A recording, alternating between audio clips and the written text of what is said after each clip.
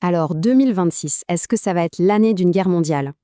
La question peut paraître folle, mais en fait, c'est ce que se demandent très sérieusement de plus en plus d'experts et de médias internationaux. Et attention, hein, on ne parle pas d'un simple titre pour faire du clic. Non, c'est une interrogation vraiment profonde qui s'appuie sur une accumulation de crises qu'on n'avait pas vues depuis longtemps. Plus de 130. C'est un chiffre, mais qu'est-ce que ça veut dire?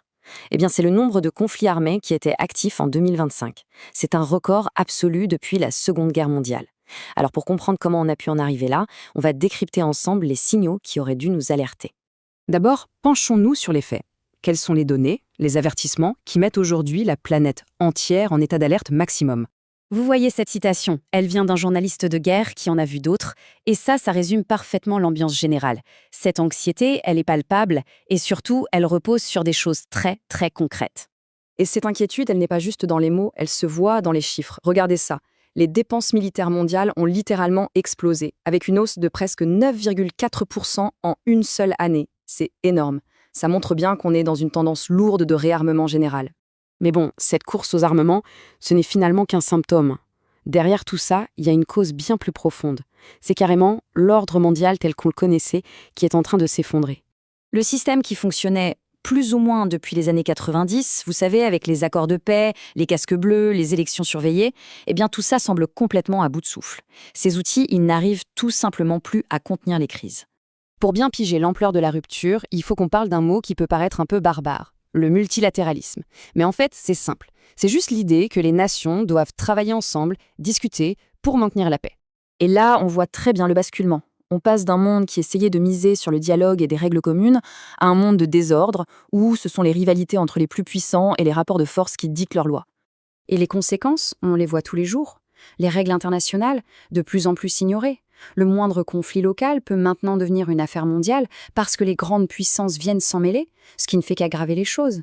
Forcément, quand le système se dérègle à ce point, ça a une conséquence directe. La guerre elle-même change de visage. Elle se transforme.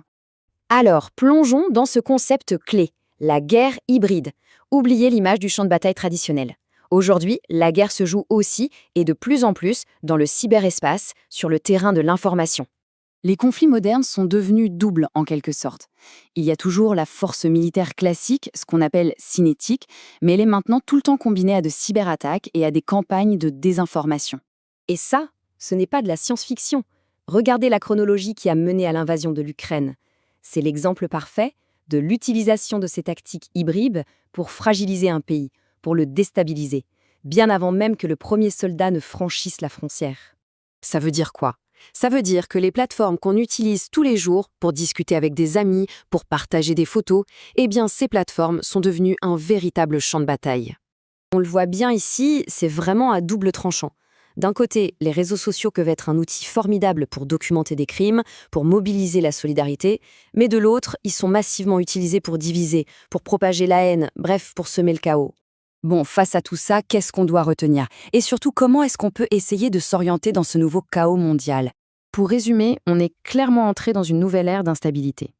Une ère marquée par deux choses, un système international qui ne fonctionne plus et une guerre qui est devenue beaucoup, beaucoup plus complexe. Et donc, ça nous laisse avec une question immense, la plus importante de toutes, finalement. Dans ce monde complètement fragmenté, où toutes les anciennes règles semblent avoir volé en éclats, comment va-t-on faire pour réinventer la paix?